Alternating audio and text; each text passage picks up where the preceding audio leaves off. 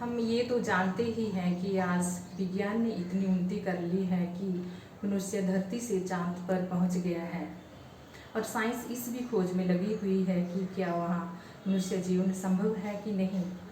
परंतु फिर भी हमारे समाज का एक वर्ग ऐसा है कि जो अभी भी तरह तरह की भ्रांतियों में, पाखंडों में फंसा हुआ है। ये तो हम सभी जानते हैं कि आज का दौर बहुत व्यस्त चल रहा है। हमारे पास एक दूसरे को देने के लिए समय ही नहीं है, क्योंकि पुराने समय में हम अपने मित्र संबंधियों के, रिश्तेदारों के घर जाते थे, आते थे और हमारी बहुत सारी समस्याओं का हल हम बैठकर कर लेते थे। परंतु आजकल व्यस्त होने के कारण, चाहे व्यस्त होने का कारण सोशल मीडिया हो या कोई अन्य सोर्स हो, हम एक दूसरे को समय ही नहीं दे पा रहे। हम हालांकि अपने आप को भी समय नहीं दे पाते। हमने अपना जीवन जीने के लिए कुछ प्लान किया होता है, कुछ प्लानिंग बनाई होती है। जब हम इन पर काम करते हैं तो कई बार ये प्लानिंग सफल हो पाती हैं और कई बार नहीं भी सफल हो पाती।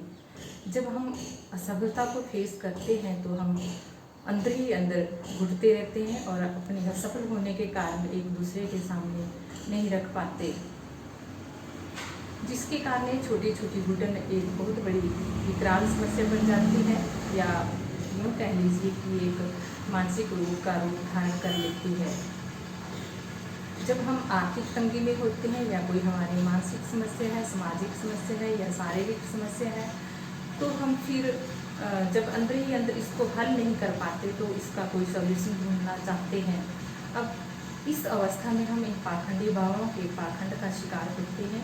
हम इनके पास जाते हैं क्योंकि इन्होंने बड़े बड़े इश्तिहार दिए होते हैं कि कितनी भी बड़ी समस्या है, चाहे कारोबार में रुकावट है या गृह कलकलेश है या अन्य कोई समस्या है, उसका हल कुछ ही दिनों में या हम कुछ ही समय में कर सकते हैं।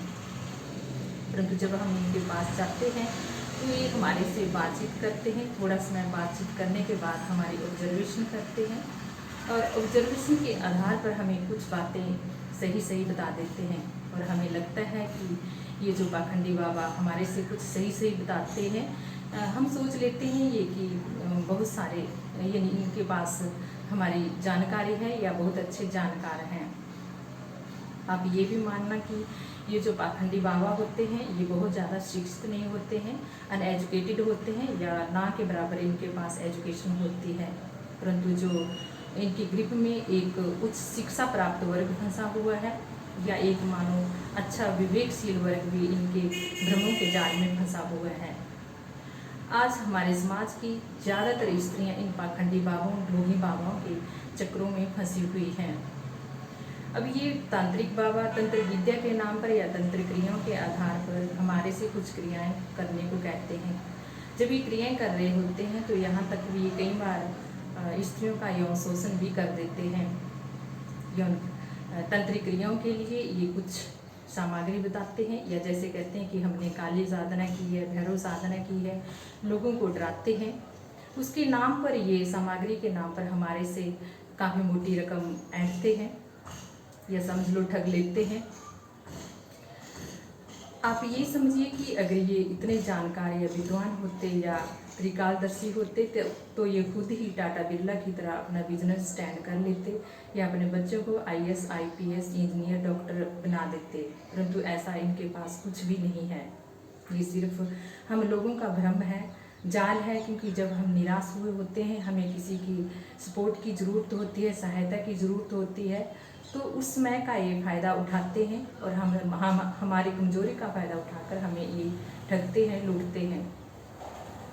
अगर हम महाभारत के समय में जाएं या रामायण के समय में जाएं तो श्री रामचंद्र भगवान या श्री कृष्ण भगवान इस धरती पर अवतार माने जाते थे।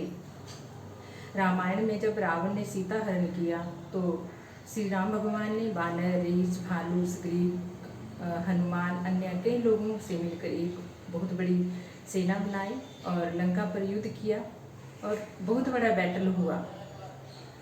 युद्ध करने के पश्चात रावण के ऊपर राम ने विजय प्राप्त की और सीता को दोबारा प्राप्त कर लिया। इसी तरह अगर हम महाभारत में जाते हैं तो श्री कृष्ण भगवान ने भी महाभारत के युद्ध में अर्जुन का सारथी बनकर अर्जुन का साथ दिया, यानी उनको प्रेरणा दी। अगर तंत्र विद्या सच होती तो क्या श्री कृष्ण भगवान या श्री राम भगवान को इस विद्या की जानकारी नहीं थी? तो क्या वो इस तंत्र विद्या द्वारा इतना बड़ा नरसंहार महाभारत में हुआ, रामायण में हुआ, तो उसको बचा नहीं सकते थे? क्या उनके पास तंत्र विद्या एक अल्टीमेट नहीं था? अगर हम अपने वेद शास्त्रों में जाएं या रामायण में जाएं, महाभारत में जाएं, श्रीमद् भागवत गीता या अन्य ग्रंथ आप दुर्गा सप्तशती ले लीजिए, तो उसमें भी कहीं भी तंत्र विद्या का कोई भी ज्ञान नहीं है। एक बहुत बड़ा भ्रम है और हमने एक बहुत बड़ी धारणा अपने मन में पाल रखी है। ये तंत्र की विद्या कब आई या तंत्र शास्त्र सच है या नहीं है, इसकी प्रॉपर जानकारी तो मुझे नहीं है, परंतु ये एक हमारे मन का भ्रम है, यानी हमारा इन तंत्रिक भावों द्वारा ब्रेन वॉश कर दिया जाता है। और वैसे भी अगर सोचें तो ये एक बहुत बड़ी नेगेटिव ऊर्जा है, नेगेटिव एनर्जी है, क्योंकि भोले वाले लोगों को ये पहले डरा देते हैं कि अगर आपका कारोबार बंद है या आपके बच्चे आपके कहने के अनुसार नहीं चल रहे या आपके जीवन में कोई भी समस्या आ रही है, तो ये बताते हैं कि किसी ने आपका कारोबार बांध दिया है या किसी भूत प्रेत आत्मा का साया आपके घर में है। जब कोई इंसान मर जाता है, वो आत्मा के रूप में चला जाता है, तो फिर उसकी वापसी इस सृष्टि में नहीं होती, क्योंकि फिजिकल बॉडी का ही फिजिकल वर्ल्ड से संबंध होता है। जब हमारा फिजिकल शरीर ही खत्म हो गया, उसका अस्तित्व ही इस संसार में नहीं है, तो वो फिर दोबारा कैसे इस भौतिक संसार में आ सकता है? जब वो एक छोटी सी एनर्जी है, एक सोल है, उसका घर में प्रवेश कैसे हो सकता है? वो एक घर में और एक शरीर में कैसे बंद रह सकती है? यानी फिजिकल बॉडी खत्म होने से फिजिकल वर्ल्ड से उसका बिल्कुल ही अस्तित्व खत्म हो जाता है।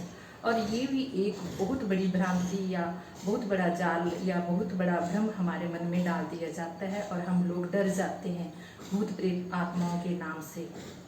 या इन्होंने बड़े बड़े हस्तार लगाए होते हैं जिन पर मरे हुए शरीर के स्केलेटन वगैरह रखे होते हैं, डेड बॉडी की हड्डियों से ढांचे रखे होते हैं, और उन तस्वीरों को लगाया होता है या बड़े बड़े डायलॉग दिए होते हैं, उनके झांसे में ही हम फंस जाते हैं। परंतु ये सब कुछ भी नहीं है। जीवन तो एक संघर्ष है। अगर आज हम एक संघर्ष को जीत लेते हैं तो कल दूसरी सुबह होती है, दूसरा दिन होता है, हमारे लिए दूसरा संघर्ष तैयार हो जाता है। हम देखें जितने भी महापुरुष हुए, चाहे श्री कृष्ण हुए, चाहे श्री राम हुए, स्वामी विवेकानंद हुए, रामकृष्ण परमहंस हुए, उनका जीवन हर क्षण, हर पल, हर मिनट, हर दिन के लिए संघर्ष ही था। अगर हमारा तंत्र विद्या द्वारा कोई समाधान हो पाता तो हमें श्री कृष्ण भगवान या श्री राम भगवान रामायण में ही या इसमें श्रीमद् भागवत गीता में ही ये संदेश दे देते कि नहीं, छोटा सा अल्टीमेट लिया और जीवन के संघर्षों से हम बच गए। परंतु ऐसा कुछ भी नहीं है।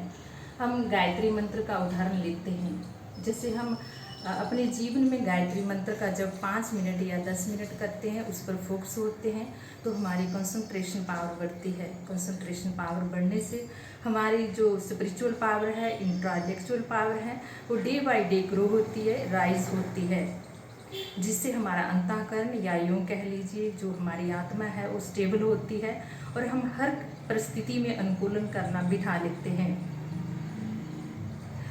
इसके अतिरिक्त आप मानिए कि तंत्र विद्या तो एक बहुत छोटी सी विद्या है।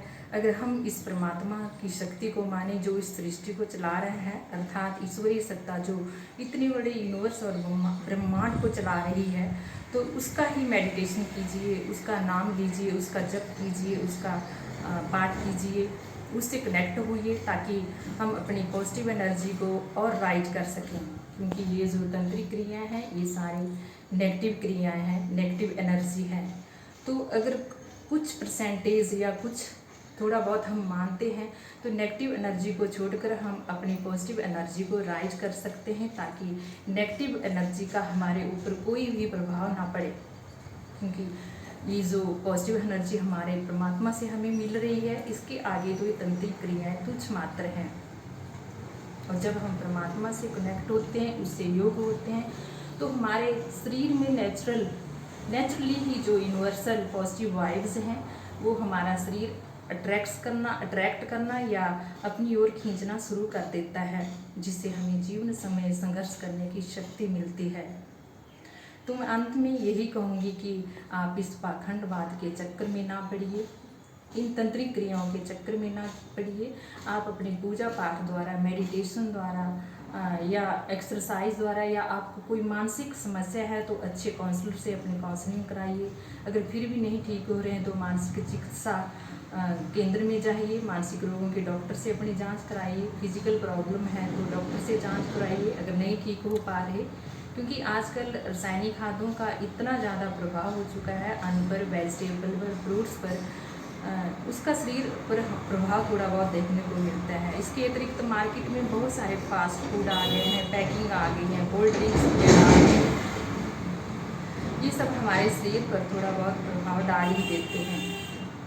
तो मेरा आपसे यही अनुरोध है कि इस पाखंड, इस भ्रम को तोड़िए और ज़्यादा से ज़्यादा अपना पूजा पाठ कीजिए। जिस भी शब्द में, जिस भी मंत्र में, या जिस भी पाठ में, या जो भी आपका आराध्य इष्ट देव हो, जिस भी धर्म से हो, आप उससे जुड़िए, उसका पाठ पूजा कीजिए, उससे अपना कनेक्शन जोड़िए और अपने जो आंतरिक शक्तियाँ हैं उनको जागृत कीजिए। और कहीं ना कहीं समाज में हमें इन सब नेगेटिव भ्रांतियों के प्रति सजग होना ज़रूरी है।